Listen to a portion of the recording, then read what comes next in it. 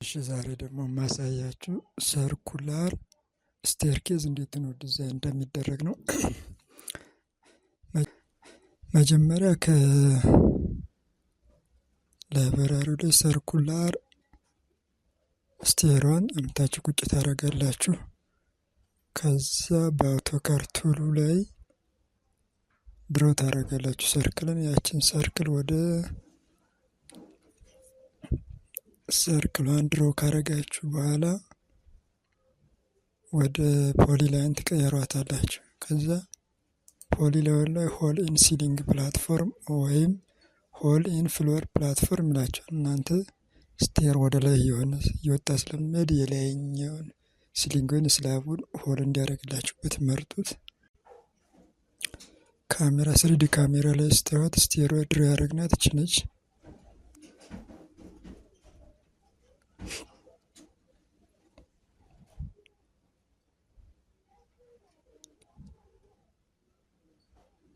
ስሪዲዋ ማለት ነው። አሁን ድሮ ያደረግናት ስቴር ስሪዲዋችን ስላብ ሆል ያርነው ሲሊንግ ፕላትፎርም ላይ ማለት እች ነች። የዚህኛው ፍሎር ሲሊንግ ማለት ነው። አሁን ደግሞ ሶስተኛው ፍሎር ላይ ያኛው ሁለተኛው ላይ ነው ያደረግነው። እቺ ቀዩ የምታሳያት የታችኛው ፍሎር ታችኛው ፍሎር ላይ ያለችው ስቴርኬዝ የተቀመጠችበት ፖዚሽን እዚች ላይ ነው እያለን ነው። ሪፈረንስ ነው። ይህን ኦን ኦፍ በማድረግ ማጥፋት ትችላላችሁ። ኦን ኦፍ ብታደረጉት ዝሌ ቀጥታ ስትሬት በታችኛው ስቴር ላይ ስትሬት እዚች ጋ ሆል መስራት ስለሚከብዳችሁ ሪፈረንሱን ኦን ታደረጉታላችሁ። እንደዚህ ሲሆን ይቀላል ማለት ነው። ከዚያ በዚች ሪፈረንስ ልክ እዚች ስላብ ላይ ሆል መስራት ነው።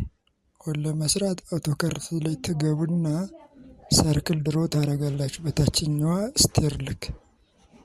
ከዛ ክሊክ ታደርጉና ወደ ፖሊላይን ኮንቨርት ታደርጓታላችሁ።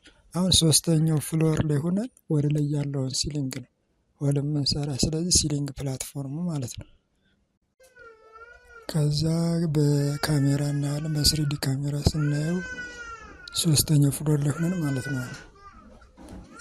ይሄኛው ቀደም ስቴሮን አስቀምጠን ሰከንድ ፍሎር ላይ ሆነን የሰራ ነው። አሁን ሰርድ ላይ ሆነን ደግሞ ሲሊንግ ሆል ሰርተናል አይደል? እሱን አሁን ይሄ ማለት ነው። ይሄ አሁን የሰራ ነው ሆል ይሄ ነው።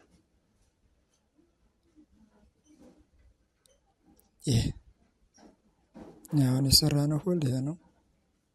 ደስታዬ በታችኛው ልክ ነው ሆል የሰራ ነው። ምክንያቱም ሪፈረንስን ኦን አድርግ ነው ስለነበረ ምንም ወደዚህ መሻወድ ነገር አይኖርም። ሪፈረንስ ባይኖረው ግን ወይ ወደዚህ ወጣ ይላል ወይ ወደዚህ ቀጥታ ፐርፔንዲኩላር ሴሌክት ማድረግ አንችልም ነበር። ከዚያ ሙሉ ለሙሉ ደግሞ ሆል ስለሆነ የግድ ወይ በስቴሩ በተሰራበት ብረት አሊያም ይችን ፍሎር እዚህ ድረስ መግጠም አለብን። ላንዲንግ ስለሚያስፈልገው ማለት ስቴሩን ወጥተን ወደ ፍሎር ስንገባ ላንዲንጉን በስቴሩ ብረት ወይ መስራት ይቻላል ወይ ፍሎሩን ማራዘም ይቻላል።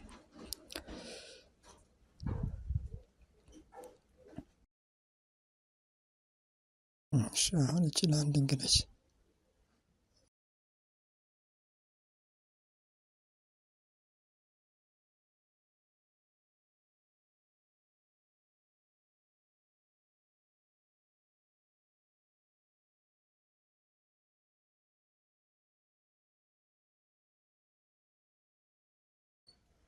ማቴሪያሉ ከፍሎር ፍንሹ ጋር ማቴሪያል ተመሳሳይ እንዲሆን ይህንን ማቴሪያሉ መቀየር ነው።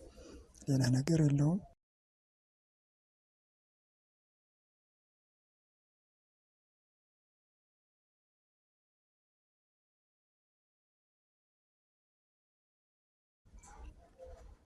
ሲቀየር ይህንን ይመስላል።